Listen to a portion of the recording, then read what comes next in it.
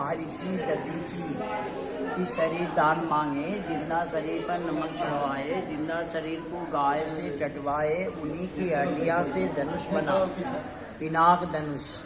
वही धनुष शिव ने परशुराम को दिए, परशुराम ने जनक को दिया था। अब सीता उत्पन्न हुई, सीता 7 वर्ष की थी तो धनुष उठाई, चौका लगाई, तो उसी पर सीता स्वयंवर रची गई। तो सीता स्वयंवर रची गई, जनकपुर तोड़ा वहाँ, 3 टुकड़ा हुआ, प्रभुदोई चाप खंड मही डारे। तो दाहिना भाग गया आकाश रामेश्वरम धनुषकोटि तमिलनाडु, और बाया गया पाताल जनकपुर धनु सागर, यहाँ हुआ मध्य भाग, तही जन राम मध्य धनु तोड़ा, बीच का टुकड़ा। तो जो गिरा हुआ टुकड़ा धनुष का में इनको माना जाता है।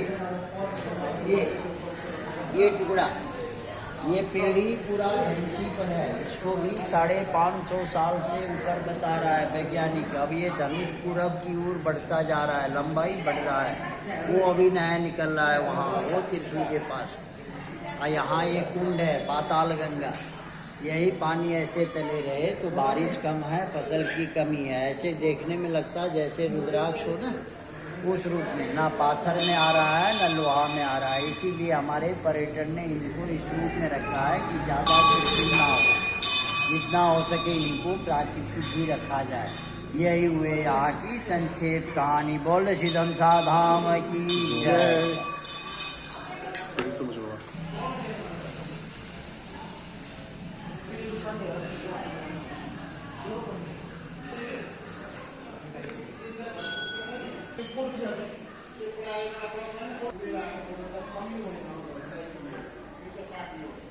ढुङ्गा पनि होइन, फलाम भनौँ भने चुम्बुकले समातिरहेको छैन, अब काठ त हुँदै होइन। विष्णु पुराणले चाहिँ वर्णन गरेको छ कि दधिचीको हाडबाट बन्यो धनु भनेर। माथि यो रुख छ, यो पिपलको रुख होइन, पिपल। यही भएर यसलाई मन्दिरमा बनाएर